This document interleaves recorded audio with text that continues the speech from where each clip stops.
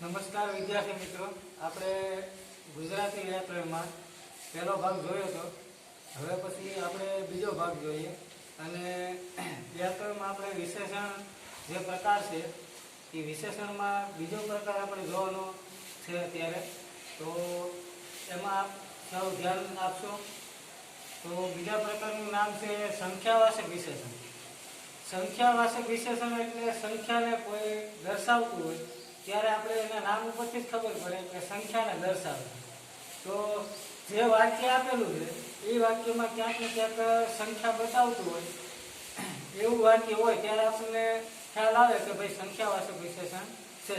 દાખલા તરીકે 1, 2, 3, 4, 5, 6 આ એક સંખ્યા દર્શાવે. જ્યારે સંખ્યા દર્શાવતું હોય ત્યારે આપણે એને સંખ્યાવાચક વિશેષણ કહીશું. તો અહીંયા જે એની વ્યાખ્યા છે એ પહેલાં આપણે એને વ્યાખ્યાને સમજવી પડે. તો વ્યાખ્યા છે કે જે વિશેષણ સંખ્યા દર્શાવી સંજ્ઞાના અર્થમાં વિશેષતા લાવે છે તેને સંખ્યાવાચક વિશેષણ કહેવાય. તો અહીંયા આપણે એમ કીધું કે જે વિશેષણ છે જે સંજ્ઞા છે એના અર્થમાં વધારો કરે છે ત્યારે એને સંખ્યાવાચક વિશેષણ કહેવાય. તો એના વાક્ય એક આપણે જોઈએ. તો અહીંયા એક મેં વાક્ય લખ્યું છે કે ત્યારે મારી ઉંમર ખાલી જગ્યા વર્ષની હશે. બરોબર. તો અહીંયા જે ખાલી જગ્યા આપી ત્યાં આપણે વિશેષણ મૂકવાનું છે, પણ કેવું? તો સંખ્યાને દર્શાવતું હોય તેવું. તો ત્યારે મારી ઉંમર 12,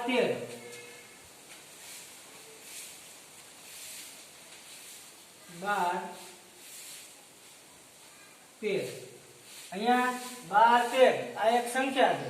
તો સંખ્યા દર્શાવી તો એનાથી આપણને ખ્યાલ આવે કે ત્યારે મારી ઉંમર 12, 13 વર્ષની હશે. તો આ જે 12, 13 લખ્યું એ સંખ્યા છે, એ સંખ્યાને દર્શાવે છે, એટલા માટે સંખ્યાવાચક વિશેષણ. ત્યાર પછી બીજું જોઈએ તો એમાં અંગરક્ષકો સાથે ઊભા હતા. પણ કોણ? કેટલા? તો કે 2, 3 અંગરક્ષકો સાથે ઊભા હતા. કોઈ પણ વ્યક્તિ છે એની સાથે જે અંગરક્ષકો છે તે કેટલા ઊભા હતા? તો કે 2, 3. તો સંખ્યાને દર્શાવી એટલા માટે સંખ્યાવાચક વિશેષણ. ત્યાર પછી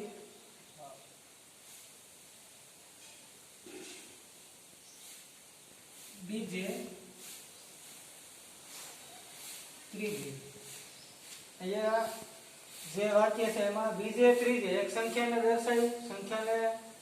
દર્શાવતું હોય ત્યારે આપણે એને સંખ્યાવાચક વિશેષણ કહીએ. બીજે ત્રીજે દિવસે આવજો. એને એમ નથી કાલે આવજો, એને સંખ્યાને દર્શાવે કે બીજે ત્રીજે દિવસે આવજો. તો બીજે ત્રીજે દિવસે આવજો એવું કીધું એટલે સંખ્યાને દર્શાવતું વાક્ય થઈ ગયું. તો એ સંખ્યાવાચક વિશેષણ. તો હવે પછીના જે નેક્સ્ટ વિડીયોમાં આપણે એનો ત્રીજો પ્રકાર છે વિશેષણનો એ જોઈશું. નમસ્કાર.